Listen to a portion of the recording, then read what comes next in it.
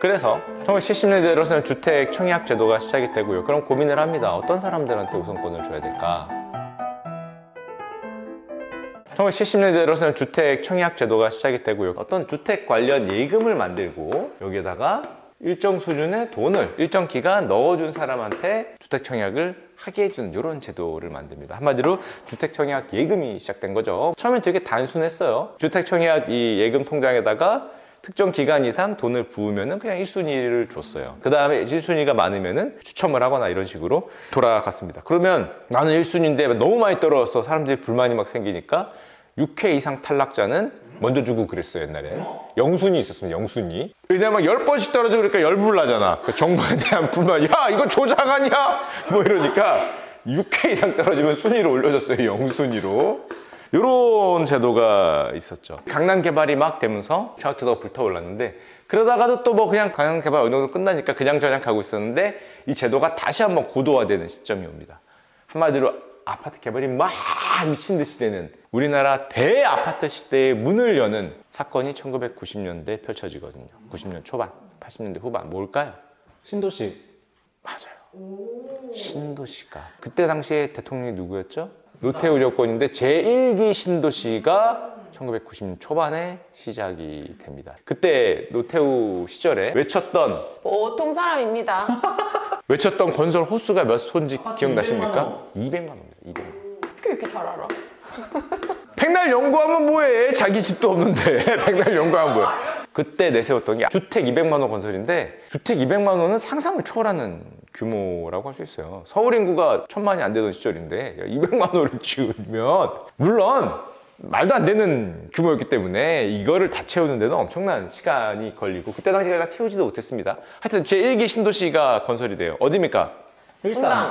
분당, 일산, 또 평촌, 중동, 3번 가보셨어요? 저는 요거 지을 때 90년대 후반 이때 한번 가봤는데, 지하철에서 내리자마자 아파트들이, 저는 그때 노래방이 7층인가 있는 걸 처음 봤습니다. 여기에서 내리는데 옆에 이만한 상가 건물들, 거의 10층짜리 상가 건물들이 있고, 여기 지나가면은 아파트 밭이야. 밤에 가면 약간 스산해. 매드타운이다 보니까 여기는 당구장 6층, 노래방 7층, 음식점 8층, 뭐 이렇게 있는 말 그대로 계획형 신도시, 빌딩의 숲으로 되어 있는, 아파트의 숲으로 되어 있는 그런 신도시가 등장을 하죠.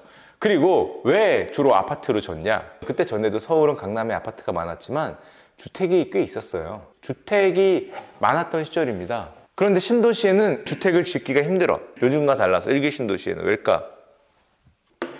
200만 호를 줘야 돼. 200만 호 목표를 했기 때문에 다 밀고 다 아파트로 만들어야 되는 거야. 그래서 아파트가 뒤덮이는데 굉장히 큰 역할을 했죠. 대아파트의 시대를 열었다. 브랜드 아파트, 아니면은 딱 규격화된 아파트의 시대를 열었어요. 1990년대 이전 아파트들 보면 장미 아파트, 주공 아파트, 개나리 아파트, 그리고 약간 나지막하고 이렇게 박스처럼 이렇게 작은 나지막한 이런 약간 정겨운, 어떻게 보면 약간 빌라 업그레이드 된 것 같은 아파트 시대에서 200만 호!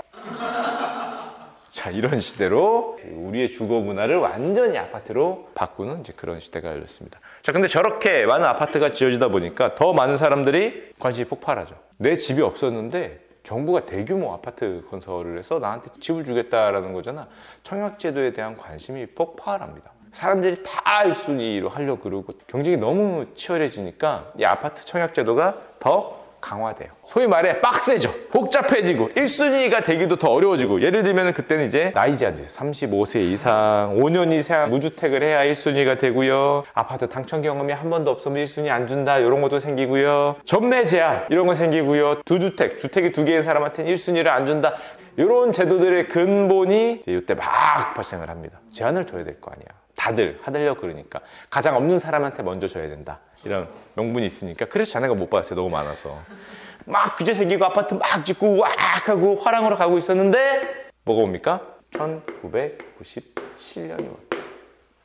뉴스만 틀면 대기업이 망하던 시절인데 지금 집값이 문제가 아니던 시절이죠. 이때 뭐 우리나라 대우그룹도 뭐 열면은 뭐 쌍방울 어떻게 됐어요? 뭐 함버거 어떻게 됐어요? 기아가 어떻게 됐어요? 조흥은행. 뭐 무슨 은행이 어떻게 됐어요? 뭐 신문 뉴스에 뭐 기업 망했다라는 뉴스만 맨날 썬대기 때문에 아파트 가격이 당연히 개박살이 나고 청약제도에 누가 관심이 있어. 청약이 문제가 아니라 원래는 이게 수요가 많잖아요. 수요가 많아서 유지되던 제도인데 수요가 있겠습니까 지금? 있던 집도 팔아야 돼. 수요가 박살나요.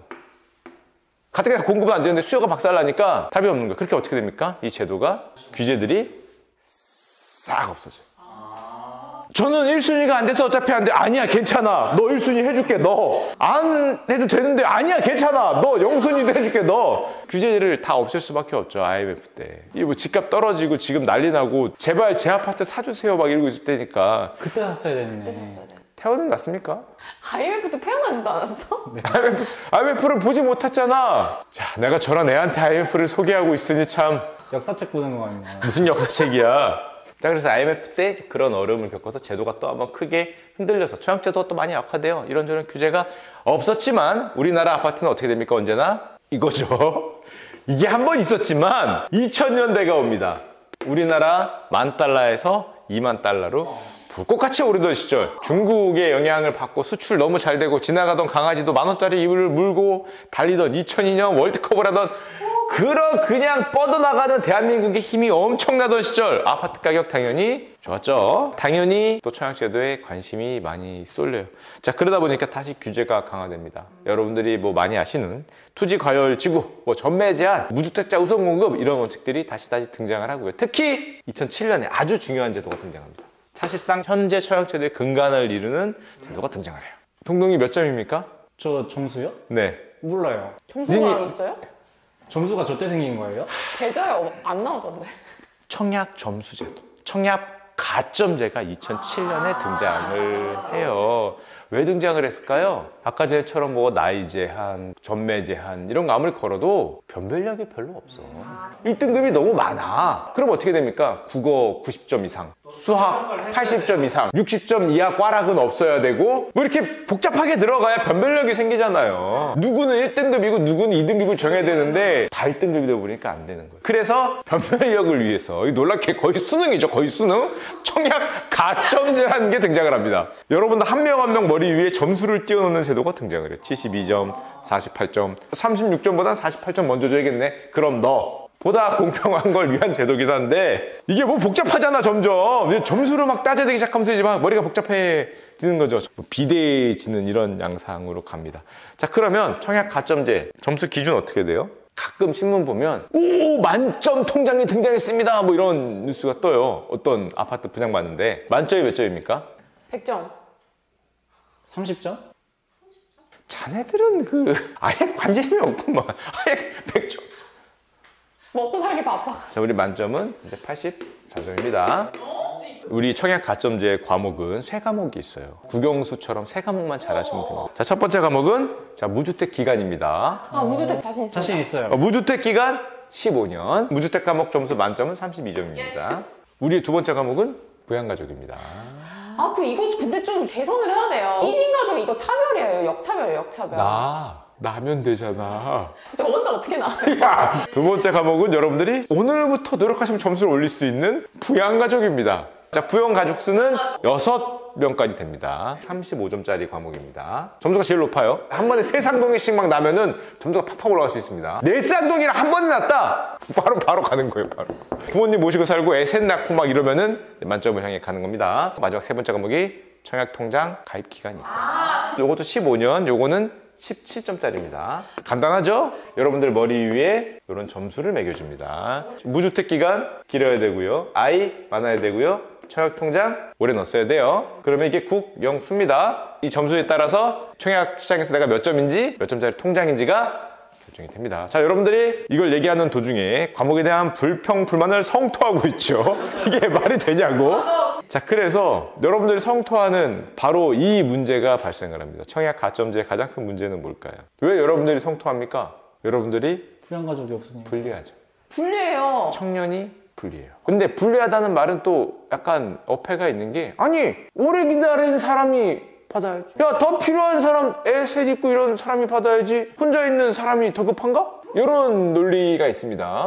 야, 나는 15년 기다렸고 너는 지금 1년 기다렸는데 내가 먼저 받아야 되는 거 아니야? 그냥 둘이 모으면 더 많이 모으잖아요.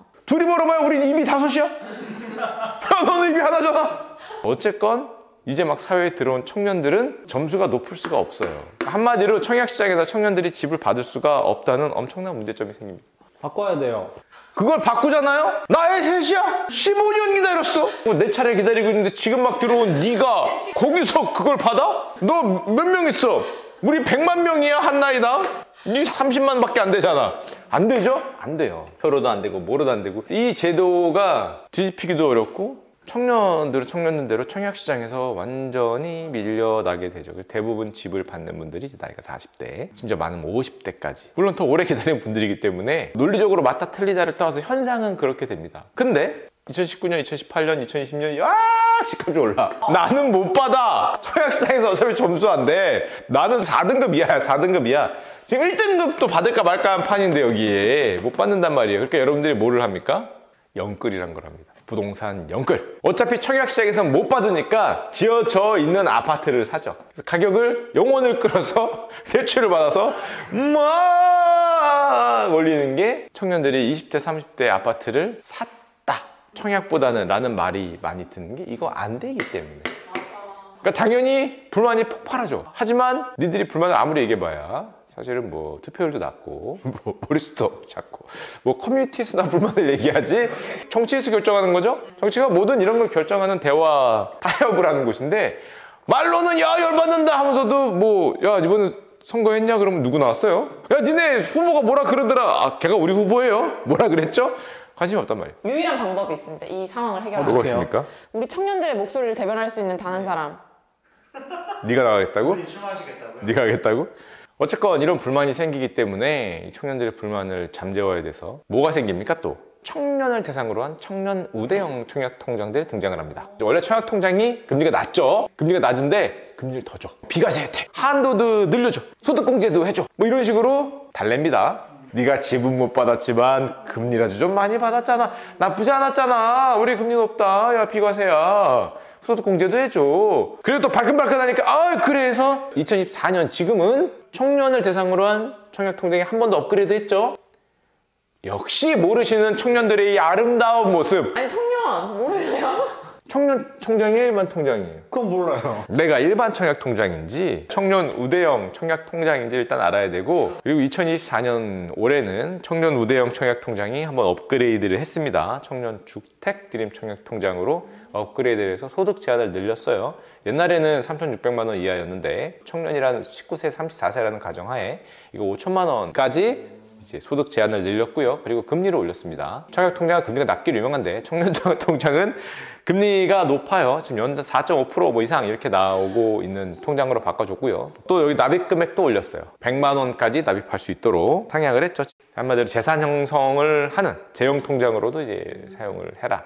라는 이제 그런 뜻이 있죠. 그냥 저거나 해주면 안 돼요? 청년 통장이고 나발이고 저거나 좀 바꿔주면 집이나 안 되나? 달라고. 여러분들까지 그 손길이 미치기는 쉽지 않죠. 제도를 바꿔야겠지만 여러분들의 목소리를 잘 내지 않기 때문에 쉽지 않습니다. 목소리를 여기서 내죠. 내 영끌한 다음에 집값 올라라 이러면서 여기서 내고 있죠. 무주택기가 청년들이 너무 어렵다. 이거 장난하냐? 이거 무주택 15년이면 35세 이하는 받지 말라는 소리하고 똑같잖아요. 19살부터 시작해도 이거 35살이고 보통 20대 중반이라고 생각하면 40전에는 아파트를 받지 말라는 소리하고 똑같아요. 싫다! 말이 되냐? 그래서 사실 우리는 미성년자들이 주택청약통장에 가입을 해도 인정을 2년밖에 안 해줬습니다. 중학교 때 아무리 넣어봐야 아 그거 다 물거품이에요? 소용없어요. 미성년자 때 넣은 거는 총합계 2년을 인정인데 2년을 해봐야 이거 15년인데 불만이 많으니까 이번에 2024년에 변화를 얘기해 주는 겁니다. 주택청약제도는 너무 많이 변해서 정말 알기 힘든데 맨날 바뀌는데 이번에는 2년이 아니라 5년까지 인정을 해줍니다. 지금 할 걸. 자, 5년으로 바뀌었어요. 자, 그러니까 어떤 문제가 생겨요? 만 19세 이전에 5년을 인정해 주겠다.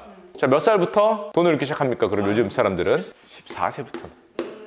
그래서 요즘 엄마들이 만 14세에 손을 잡고 은행으로 가서 청약통장 만들고 지금부터 넣고 있는 그런 모습이 보이는 게 이번에 5년을 늘어 그렇습니다. 처음 아셨죠? 네. 처음 아신 여러분들 응원드립니다. 자기 통장이 청년 통장인지 무슨 통장인지 잘 모르는 여러분 네, 응원 드리고요. 약간 팁을 드리자면 이거 얼마 넣습니까 보통? 저 매달 5만 원 넣어요. 평균적으로 매달 10만 원입니다. 최대 인정이 10만 원이에요. 그러니까 보통 10만 원 넣어요. 빨리빨리 금액을 채우려고. 근데 이번에 14세까지 가입 기간을 인정하면서 기간이 늘었기 때문에 옛날에는 24개월이었죠. 2년 하니까. 그래서 미성년자 전까지는 240만 원 인정이 됐어요. 근데 지금은 10만 원 인정하는데 5년이죠. 60이면 600까지 인정이 됩니다. 600이면 웬만한 청약을 넣고자 하는데 다 넣을 수 있는 금액이 돼요. 그래서 보통 10만 원 많이 넣죠. 만약에 모든 평수, 모든 공공주택 분양까지 내가 다 넣겠다. 그러면은 한 1,500, 2,000? 공공주택 일반 분양은 경쟁을 해야 되기 때문에 1,500, 2,000을 쌓여야 되니까 이제 거기에 맞춰서 넣으시면 될 것 같습니다. 납입 금액도 그래서 중요한 면이 있어요. 당첨이 돼야 되잖아요. 부양 가족이 없으면 아예 희망이 없는. 점수가 낮으면 추첨제로 가면 됩니다. 그리고 청년이면은 청년 특공. 청년주택은 너무 작아요. 한 6평인가? 아, 그거밖에 안 돼요? 신혼주택 있어요. 신혼주택 특공. 혼인신고만 하면 돼요? 그 누나하고 하고 그거 하고 이렇게 도장 찍은 다음에 바로 그치. 청약 내고. 자, 그딴 잔머리 굴려봐야 예 소용이 없고요. 아니면은 동동이 정 그렇게 어려우면은 소득을 확 줄이면은 그런 분들을 위한 또 그게 있습니다. 최저 월급 이하로 좀 어쩔 수 없어. 내가 양보해줄게, 내가 양보해줄게. 월급을 확 줄여서 한 절반 이하로. 사장님 좀 큰 결단을 해주셔야 아, 될것 내가 같습니다. 해줄게, 내가 해줄게. 그거 하면은 바로 청년 우대 통장도 가입할 수 있어. 3,600만 원 이하로 내가 내일 내려줄게 바로. 생각해보니까 집이 꼭 있어야 되나 생각이 드네요. 청약 가점 제도로 바뀌었잖아요. 2007년이고 2009년에 또 제도가 한번 크게 바뀌어요. 또요? 예, 계속 바뀌어요. 지금 아직 오지도 않았어. 2024년까지. 2009년에 뭐가 바뀌냐? 옛날에는 제도가 복잡해도 진짜 너무 복잡한 게 청약 통장이 몇 개 있었습니까? 종류가 4개 있었어요. 이 중에 청약 예금이 있었고요. 청약 부금이 있었고요. 청약 저축이 있었죠. 그리고 마지막에 여기가 주택청약 종합저축이 있죠. 다 저축 아니냐 이거? 넣을 수 있는 게 달랐어요. 민영주택에 넣냐, 공공주택에 넣냐, 뭐 이런. 근데 이게 너무 복잡하잖아. 말하면서도 헷갈리잖아요. 그래서 없어졌습니다. 없어졌다기보다는 신규를 안 받아요, 위를. 하나로 통일을 하는 게 2009년에 있었어요. 이게 방금 얘기한 주택청약 종합저축. 저 통장을 무슨 통장이라 그럽니까, 여러분들이? 3개의 기능을 다 합쳤죠. 맞는 통장이라 그랬어요. 기억납니까? 옛날에? 맞는 통장. 다행히 이 복잡한 걸 다 할 필요가 없어요. 지금 맞는 통장 하나에다가 여러분들 별다른 고민 없이 청년 통장인지 정도만 확인을 하고 이제 꾸준히 부으면 되는 그런 일이 있었죠. 그래서 2009년까지 오면서 지금 우리나라 청약 제도의 두 근간이라고 할 수 있는 가점 제도, 그리고 맞는 통장, 여기 주택청약 종합 통장, 이렇게 2개의 제도가 이제 완성이 됩니다. 물론 끝이 아니죠. 규제 부동산 과열지구, 그리고 평수에 따라서, 그리고 공공주택이냐 민영주택이냐에 따라서 등등등등 가지를 치는데 그렇게 자세한 거는 뭐 여기서 알 필요 없을 것 같고, 뭐 벌써 표정들이 어두워지고 있으니까 2009년 얘기가 아니니까. 어차피 못 사는 건데 이거 왜 들어야 되죠? 여기까지 딱 왔죠? 자, 한마디로 아파트 청약제도라는 거는 뭐예요? 어떤 제도예요? 우리나라에서는 땅에 아파트를 져서 나눠주는 게 어떤 특권을 주는 것 같은 그런 느낌이죠. 어떤 부를 일정한 가격 상한을 두고 원래 가격은 더 높으니까 이거를 나눠 갖는 거를 최대한 공정하게 나눠주자라는 제도로 발전을 한 겁니다. 아파트 가격은 오르니까 또 시가보다 낮게 분양가 상한 제도를 유지했기 때문에 여러분들이 청약을 할 수 있는 권리와 대학교라는 거 똑같이 여러분들 머리 위에 점수표를 찍기 시작한 거예요. 몇 점, 몇 점. 그래야 더 공평, 공정하니까. 물론 그 공정의 기준이 청년 입장에서 마음에 안 들죠. 그러니까 누구 기준에서 공정입니까? 그러다 보니까 공정, 공평, 야 이거 문제가 있지 않습니까? 그러면 아 그래, 공영주택은 다르게 해줄게. 공유주택은 뭐냐면 국가나 지자체 또는 LH가 짓고 있는 일정 평수 이상의 작은 주택들을 공공주택, 공용주택 이러죠. 아니면 그거 외에 또 민간이 만든 민영주택은 또 다르게 해줄게. 아 그래도 뭐 어쩌고, 아 알겠어, 그럼 평수별로 다르게 해줄게. 야 그 수도권은 다르지 않냐? 수도권은 그럼 다르게 해줄게. 나 지금 신혼부부인데 봐줘야 되지 않습니까? 그래, 그럼 너도 신혼부부니까 봐줄게. 청년이니까 봐줄게. 복잡해. 야 공평해야 될 거 아니에요. 너도 공평하고 얘도 공평하고 하다 보니까 죄송한 표현이지만 이제 좀 복잡해지면서 누더기 같은 느낌.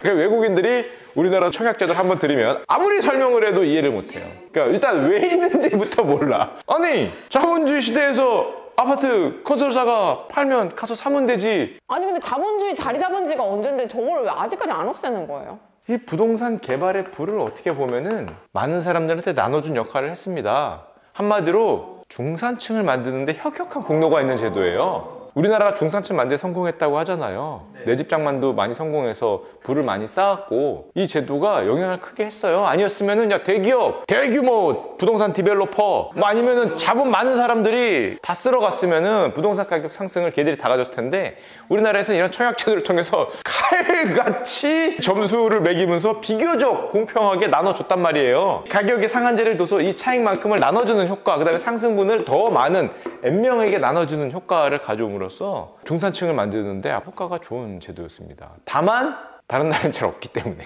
이렇게 복잡하고 뭔가 굉장히 독특한 제도이기 때문에 이해는 쉽지 않다. 애 둘이면은 점수가 높아져요. 그럼 무슨 점수요? SAT 같은 내가 점수가 있습니까? 있어. 너 뭐야? 너 애도 없지? 너 결혼 다니고 통장 안 넣네? 넌 빵점이야. 이러면 청약통장 넣었어야 됐을 거 아니야. 자네 뭐 했나 그러면 귀화한 지 얼마 안 됐는데 저 빵점이에요?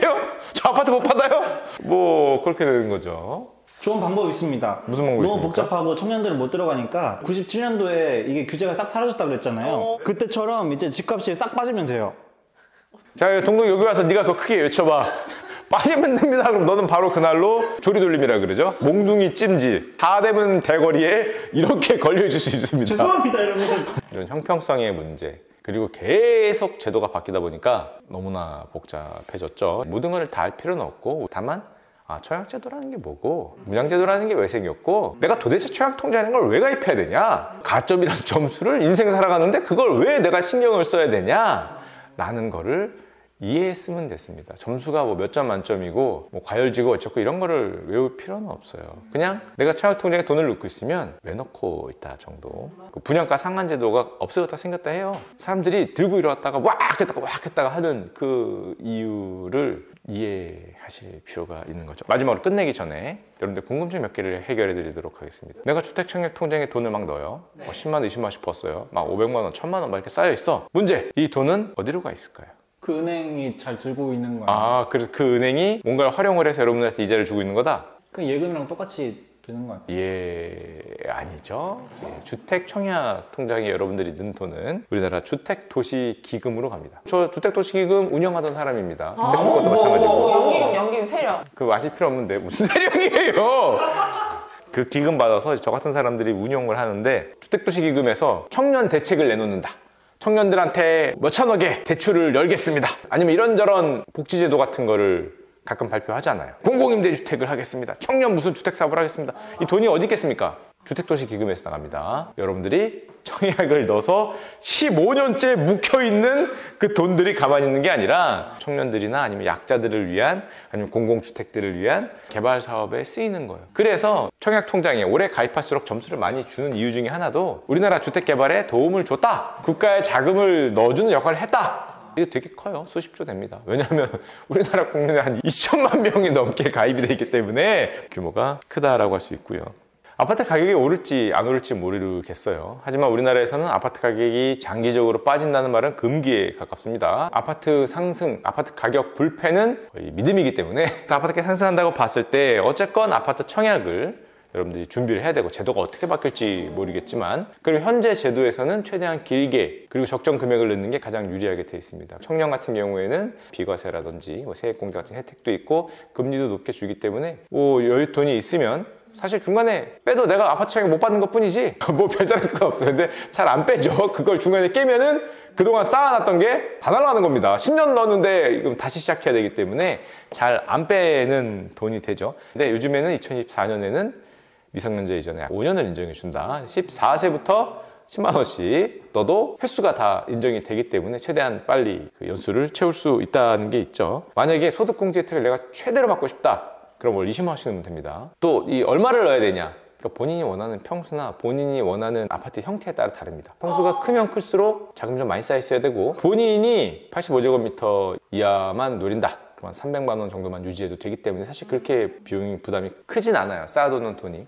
만약에 내가 모든 평수 공공분야이건 뭐가 다 넣어보고 싶다 그러면 600 정도는 채워놔야 된다고 보면 되고요. 그거 이하면은 최대한 그걸 채워 넣으려고 노력해야 되고 아니면 나는 공공분야 일반형에서 경쟁도 하겠다. 아니면은 민영주택에서 제일 큰 평수 뭐 40평은 돼야지 말이야. 그 이하가 집이야? 우리지? 뭐 이렇게 생각하는 분들은 최소 1,500을 쌓아둬야 되고 아니면은 뭐 2,000까지도 욕심 없이 갈 거면 조금 넘으면 되고 서울에서는 보통 한 600 정도 되면은 뭐 웬만한 건 다 들어갈 수 있고 큰 평수 하면 점점점 커진다는 것 정도만 알고 최대한 일찍 장기적으로 끊임없이 넣어서 일정 금액을 딱 채워놓으면 청약시장에서 점수가 유지할 수가 있겠죠. 자기 청약통장 가점까지 생각하는 분들은 이미 다 자기만의 전략이 있으니까 사실은 뭐 그 이후로는 자기들이 알아서 하면 되지만 전혀 관심이 없고 나는 나중에 아파트 그냥 살 거야. 큰돈 벌어 하면 되지 뭐 쪼잔하게 청약을 받아? 연끌하면 되지. 분양가 상한제? 그거 얼마 깎아줘? 현금 박치기 하면 되지. 야 아이유는 내 나이에 300억짜리 샀다는데 내가 30억을 못 사겠어? 뭐 이렇게 생각하시면은 가입 안 해도 되지만 세상이 어떻게 될지 모르기 때문에 좀 귀찮지만 귀찮더라도 제도가 그렇게 돼 있으니까 제도가 어떻게 바뀔지 모르겠지만 청약통장에 최대한 일찍 가입을 해서 월에 10만 원 정도씩 내가 원하는 금액을 최대한 거의 24개월, 2년 이상은 무조건 채워야 되기 때문에 1순위를 가려면은 그런 노력은 하는 게 좋지 않을까 생각을 합니다. 불편. 왜 불편해? 저번 강의랑 느낀 점이 똑같아요. 어차피 우린 안 될 거고 그냥 룰렛 돌리는 게 훨씬 더 확률이 높다는 걸 그런 아니야 오늘부터 네가 노력해서 야 이번에 내일 쌍둥이 나올 수 있다. 아니 현실적으로 그 1인 가구한테 살기가 뭐 불편한 거 청년 드림 통장까지 내가 알려줬는데 새로 나왔다니까 2024년에 룰렛이 더 좋아요. 4.8%예요 4.8%. 야 비과세 혜택 있어. 부지런한 새가 먹이를 잡을 수 있는 거예요. 가장 기본인 왜 내가 성인이 되면은 청약통장을 만들어야 될까를 이해만 했어도 오늘은 가치 있지 않을까 생각합니다. 끝.